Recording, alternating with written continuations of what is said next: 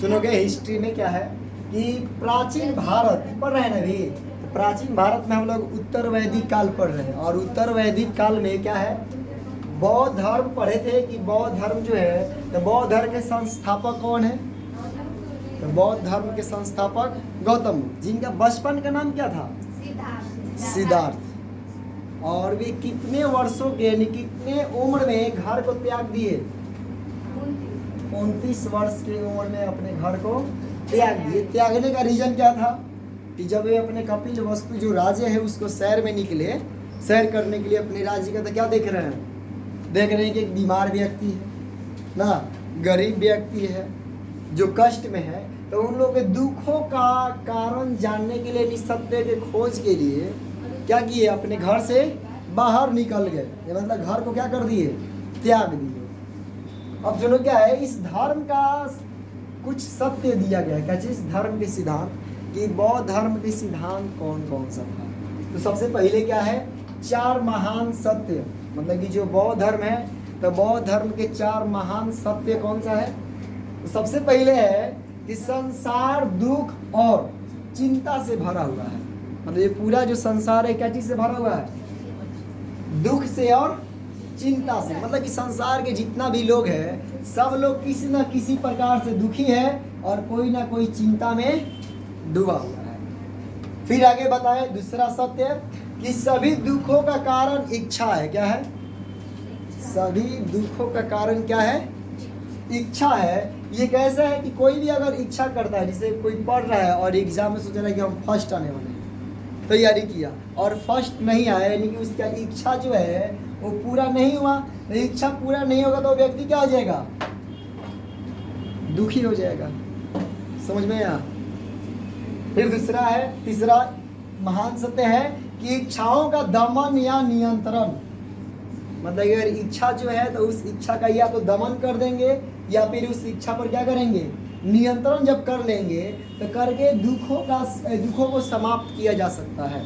मतलब कि अपनी इच्छा पर क्या कर लेंगे, दमन और नियंत्रण अगर स्थापित कर लेंगे तो जो भी दुख रहेगा उस दुख को क्या करेंगे, समाप्त कर सकते हैं। चौथा है कि अष्टांगिक मार्ग का अनुकरण करके इच्छाओं को समाप्त किया जा सकता है, यानी कि जब सब कारण क्या चीज है दुख का, इच्छा, तो इच्छा को कंट्रोल करने के लिए कौन सा मार्ग है, अष्टांगिक मार्ग। क्या है, अष्टांगिक मार्ग। अब देखोगे कि अष्टांगिक मार्ग में क्या क्या चीज आता है, तो अष्टांगिक मार्ग में सबसे पहले क्या आता है, सत्य विश्वास, यानी सही विश्वास, जो सत्य है उस चीज पर विश्वास करना।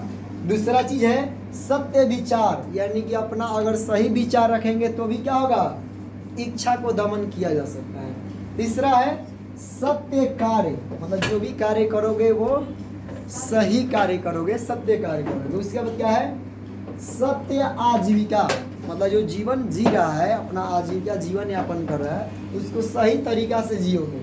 उसके बाद है सत्य परवास, यानी कि सत्य में क्या करोगे, परवास करोगे। उसके बाद है सत्य वाणी, मतलब जो भी तुम्हारा वाणी निकलेगा मुंह से, क्या निकलना चाहिए, सत्य बोलना चाहिए। उसके बाद है सत्य स्मरण शक्ति, मतलब कि सत्य को याद रखने की तुम्हारे अंदर क्या होना चाहिए, शक्ति होना चाहिए, तभी जाकर के इच्छाओं को समाप्त कर सकता है। और जैसे ही इच्छा समाप्त होगा तो तुमसे दुख जो है और चिंता है सब क्या हो जाएगा, समाप्त हो जाएगा। इसके बाद लास्ट है सत्य ध्यान, अगर ध्यान करना है तो क्या चीज़ का ध्यान करोगे, सत्य का ध्यान करना होगा।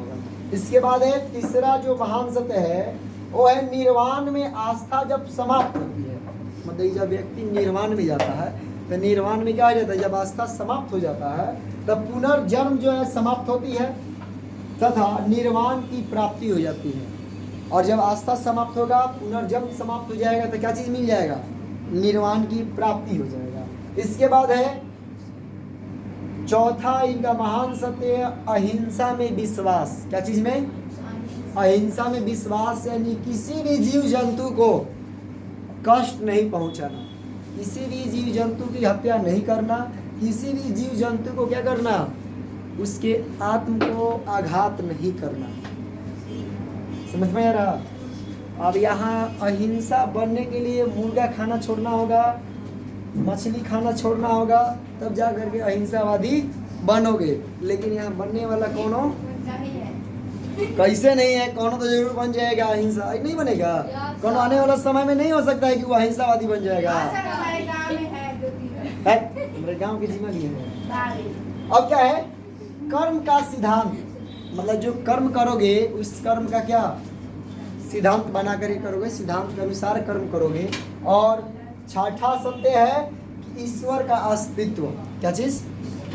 ईश्वर का अस्तित्व। ये जो है 6 वो क्या है सिद्धांत है किसका?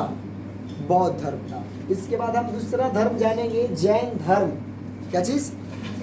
जैन धर्म। तो इसको समाप्त कर दें। अब देखोगे जैन धर्म, क्या चीज? बौद्ध धर्म के बाद जैन धर्म। लिख लो टॉपिक, जैन धर्म। तो जानोगे कि जैन धर्म जो है, तो जैन धर्म के संस्थापक कौन थे? ऋषभदेव। कौन? तो जैन धर्म के संस्थापक ऋषभदेव थे। कौन? ऋषभदेव। और इस धर्म का 24वें और अंतिम संस्थापक कौन? 24वें और प्लस का है अंतिम संस्थापक, मतलब कि इस धर्म का सबसे लास्ट और 24वां जो संस्थापक थे वे कौन थे? महावीर स्वामी थे। कौन थे? महावीर स्वामी। और महावीर स्वामी को ही वास्तविक संस्थापक माना जाता है। किसको? जो महावीर स्वामी है इन्हीं को वास्तविक संस्थापक माना जाता है। तीर्थकर का अर्थ होता है पथ प्रदर्शक। क्या चीज? यहाँ ध्यान रखोगे, तीर्थकर, तीर्थकर का अर्थ क्या होता है? पथ प्रदर्शक, यानी कि रास्ता दिखाने वाले को तीर्थकर बोला जाता है। किसको? जो तीर्थकर है वो कौन है? पथ प्रदर्शक होता है, यानी कि रास्ता दिखाने वाला होता है। कह रहे उनका जन्म जो है बिहार के कुंड ग्राम वैशाली में 540 ईसा पूर्व में हुआ था। कब? जो महावीर स्वामी है, तो महावीर स्वामी का जन्म कब हुआ था? 540 ईसा पूर्व में हुआ। कहाँ पर? बिहार में। कहाँ पर? जो जन्म स्थान है वो है बिहार के कुंडग्राम में। कहाँ पर? हाँ, कुंडग्राम, जो कि कहाँ पर है? वैशाली में। तो वैशाली घूमने गया है लोग कोनो स्कूल से? नहीं लेके गए हैं लोग। इसका मतलब कि घुमाने वाला सब पैसा सरकारी पैसा कौन खा गया है? वीर बहादुर सर।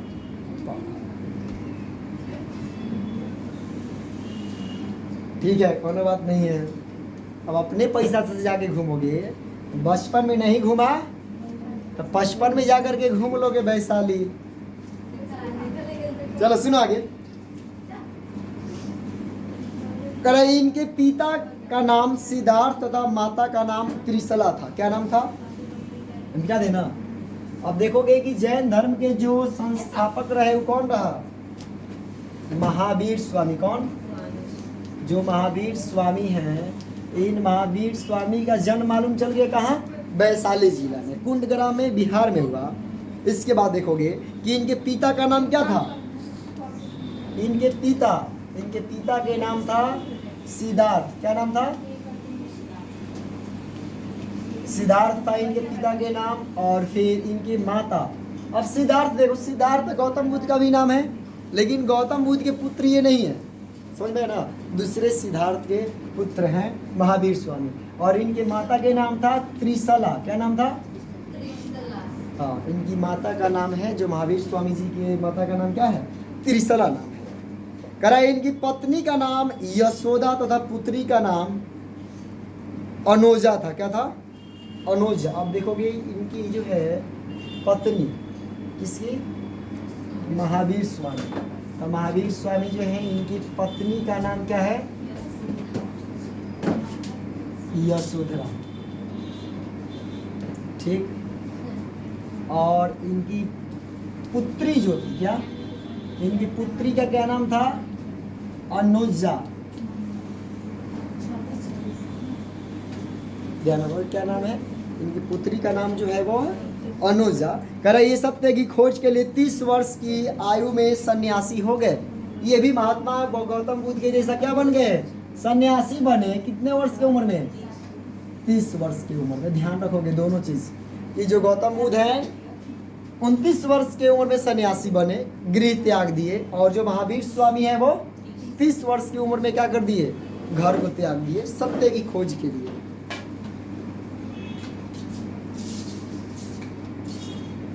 करे 12 वर्षों की कठोर तपस्या के बाद जुम्भी ग्राम के निकट रिजुपालिका नदी के तट पर साल वृक्ष के नीचे सर्वोच्च ज्ञान की प्राप्ति हुई। मतलब इनको देखो ज्ञान कितने वर्ष में मिला?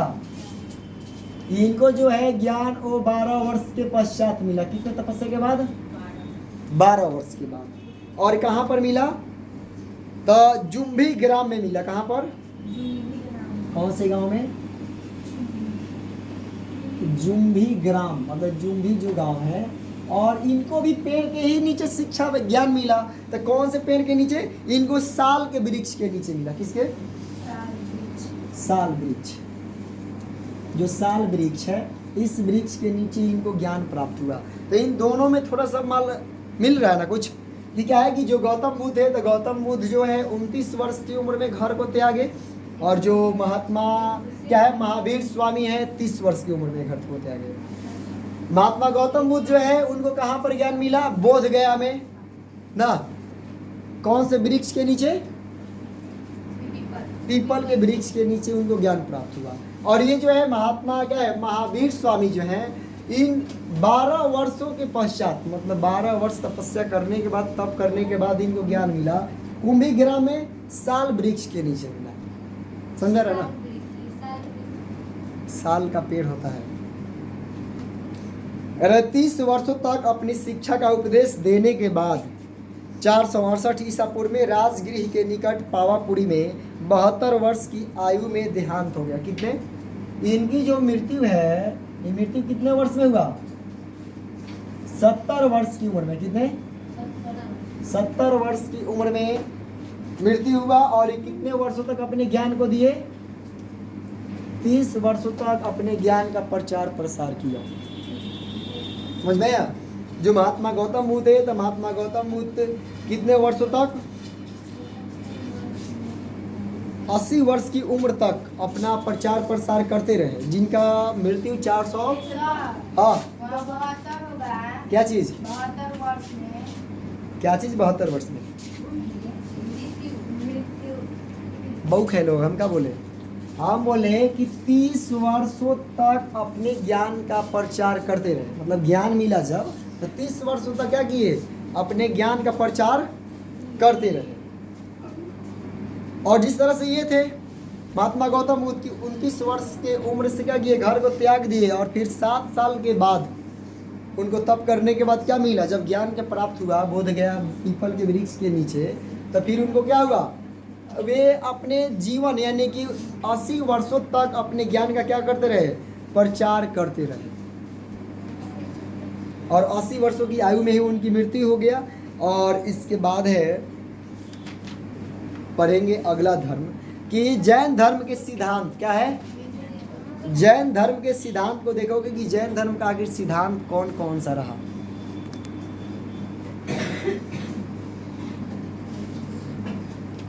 तो इसको मिटा दे।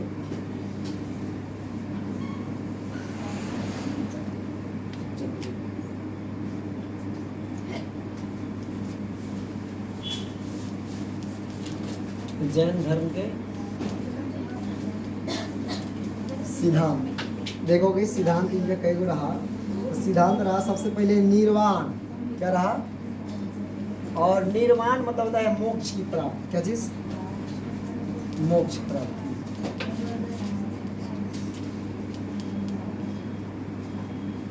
और मोक्ष प्राप्ति का मतलब होता है कि ये जीवन मरण की समस्याओं से क्या हो जाना? बाहर निकल जाना। कह रहे निर्वाण की प्राप्ति त्रिरत्नों से होती है। क्या चीज से? निर्वाण की प्राप्ति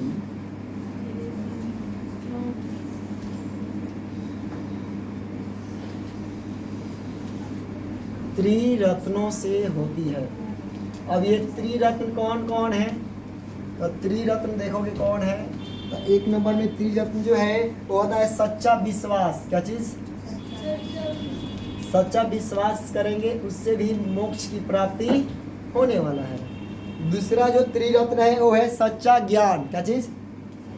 सच्चा ज्ञान, यानी कि अगर सत्य का ज्ञान रखेंगे तो भी मोक्ष प्राप्त हो सकेगा। और तीसरा त्रिरत्न था सत्य आचरण, यानी कि सच्चा आचरण। तो जैन धर्म का ये त्रिरत्न समझ में है ना कि जैन धर्म का त्रिरत्न कौन कौन है? तो त्रिरत्न है सच्चा विश्वास, सच्चा ज्ञान और फिर सच्चा आचरण। इसके बाद देखोगे इनका दूसरा सिद्धांत था कि सभी जीव वस्तुओं के प्रति विचारों, शब्दों या कर्मों में अहिंसा विश्वास। और फिर देखोगे तीसरा जो इसका सिद्धांत था ईश्वर की सत्ता से इनकार तथा धर्म विधियों की अस्वीकृति करने के जरिए कर्म विश्वास। मतलब कि ईश्वर में विश्वास नहीं है, ईश्वर जो है धर्म की विधि को अस्वीकृति करता है और ईश्वर ही सत्ता को चलाता है। इस चीज़ को क्या करना? अस्वीकृत कर देना। इस धर्म का मूल्य सिद्धांत है। इसके बाद पढ़ेंगे आगे मगध साम्राज्य के बारे में। अब अलग अलग साम्राज्य स्टार्ट होगा। तो इसमें इतना ही।